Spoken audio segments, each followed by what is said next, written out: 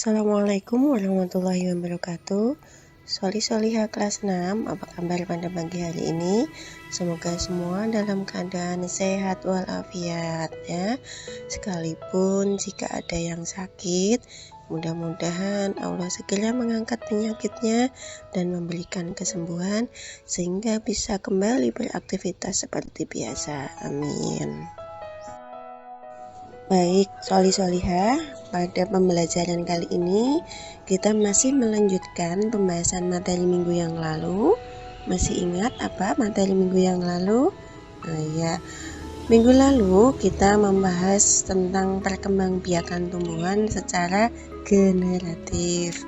Ya, jadi tumbuhan itu dikembangkan dengan menggunakan bijinya. Contoh, kemarin ada yang menanam cabai, tomat, kemudian kacang hijau, kacang panjang, ya.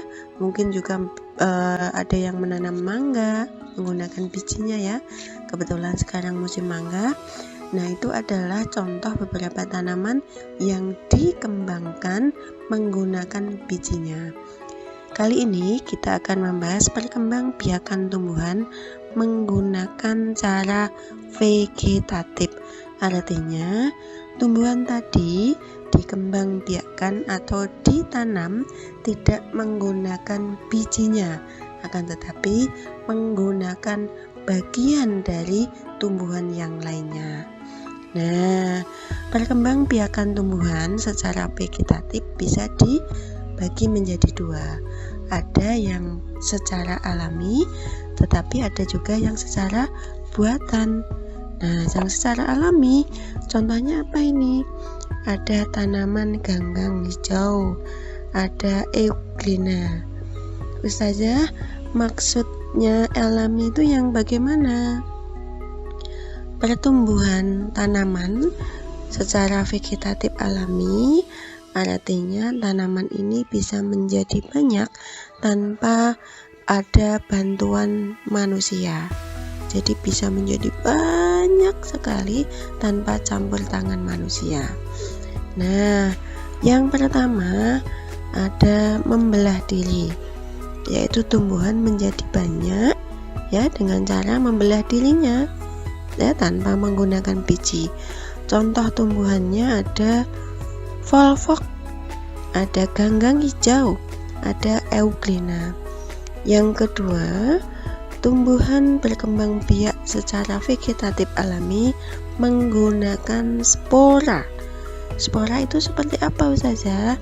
Jika kalian pernah melihat tanaman suplir, di bagian atas daunnya ada seperti biji sawi ya, ada seperti pasir. Nah, itu yang dikatakan spora.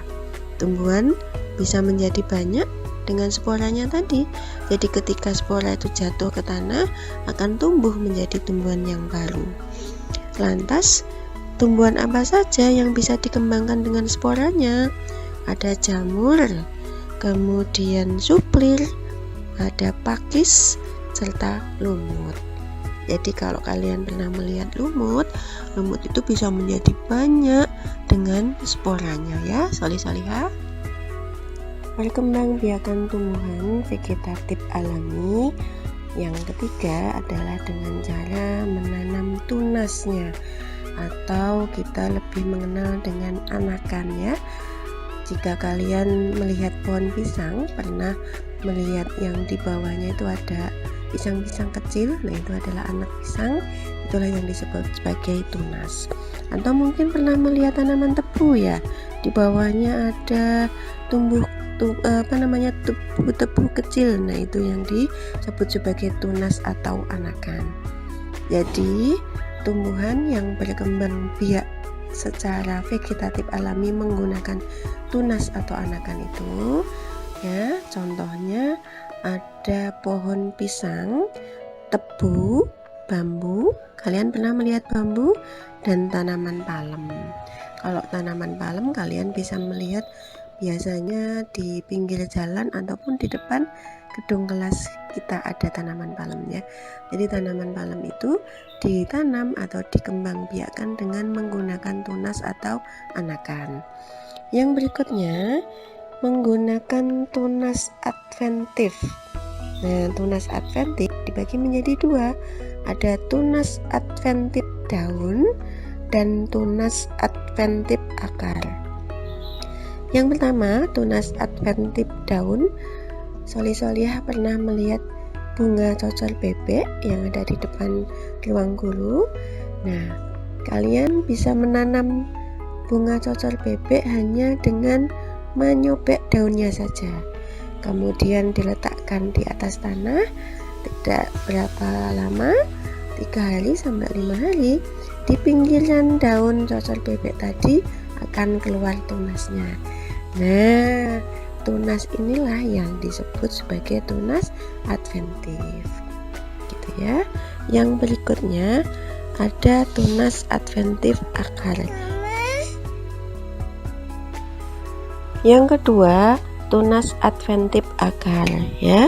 Jika kalian pernah melihat pohon cemara, pada bagian bawahnya itu biasanya akar menyembul ke atas ke permukaan tanah dan tumbuh tanaman baru. Nah, tanaman baru yang masih kecil tadi disebut sebagai tunas adventif akar, yang kemudian akan berkembang menjadi tanaman baru, kemudian diambil dan ditanam ke tempat yang lainnya, kemudian akan tumbuh besar menjadi tanaman yang baru. Perkembangbiakan tumbuhan secara vegetatif alami. Yang kelima adalah dengan cara geragi atau stolon. Ini dimiliki oleh tanaman stroberi, ya. Kalau kalian pernah ke Sarangan melihat kebun stroberi ya di sana, atau mungkin ada yang punya tanaman stroberi sendiri. Tanaman stroberi ini biasanya kan merambat ya, menjulur ke bawah, kemudian luas batang yang mengenai tanah ini akan keluar tunas baru. Nah, tunas baru ini diambil, ditanam di media tanah lagi, akan tumbuh berkembang menjadi tanaman yang baru. Selain dimiliki oleh stroberi, gerage ini juga bisa dilihat pada tanaman semanggi, kemudian rumput teki. Jadi kebanyakan tanaman yang merambat di permukaan tanah itu ya bisa berkembang biak menggunakan stolon atau gerage. Yang keenam, akar tinggal atau akar rimpang, sering disebut juga dengan rhizoma. Jadi tanaman ini dikembangkan dengan rimpangnya, seperti jahe, ada kunyit, ada lengkuas, ada kencur ya. Kalau kalian pernah melihat jahe yang suka bikin wedang jahe, nah bagian dari akar itu tadi yang ditanam kembali kemudian akan keluar tunasnya sehingga berkembang menjadi tanaman yang baru. Yang ketujuh, ada umbi akar ya. Bisa dilihat pada tanaman wortel. Jadi wortel itu adalah akar yang berkembang yang berisi cadangan makanannya. Jadi fungsi akar buat wortel itu adalah selain menyimpan cadangan makanan, bisa digunakan sebagai alat perkembang biakan. Soli-solihah, perkembang biakan tumbuhan vegetatif alami. Yang ke-8 adalah menggunakan umbi batangnya. Jika kalian pernah makan kentang, kemudian makan ketela rambat ya, itu sebenarnya adalah batang dari tanaman tadi yang berkembang, yang isinya adalah cadangan makanan berupa setepung ya. Jadi selain berisi cadangan makanan, umbi batang ini bisa digunakan untuk alat perkembang biakan gitu ya. Kalau wortel tadi adalah akar yang berkembang yang isinya cadangan makanan, kalau kentang adalah batang yang berkembang yang berisi cadangan makanan, tetapi bisa digunakan sebagai alat perkembang biakan vegetatif alami. Nah, yang ke-9, perkembangbiakan tumbuhan vegetatif alami adalah dengan cara menggunakan umbi lapis. Ini ya digunakan oleh tanaman bawang merah, kemudian bawang putih, bombay, kangkung, dan bunga tulip. Nah, sebenarnya apa sih umbi itu? Umbi itu adalah pelepah daun yang berisi cadangan makanan pula, yang bentuknya berlapis-lapis. Sama kayak kentang dan wortel tadi.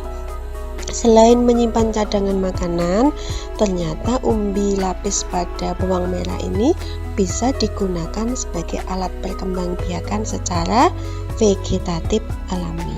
Begitu ya Soli-Soli ya. Sampai di sini paham? Soli-Soliha kelas 6, demikian uraian materi dari perkembangbiakan tumbuhan secara vegetatif alami. Bisa saya akhiri, apabila ada kesalahan kurang lebihnya mohon maaf. Assalamualaikum warahmatullahi wabarakatuh.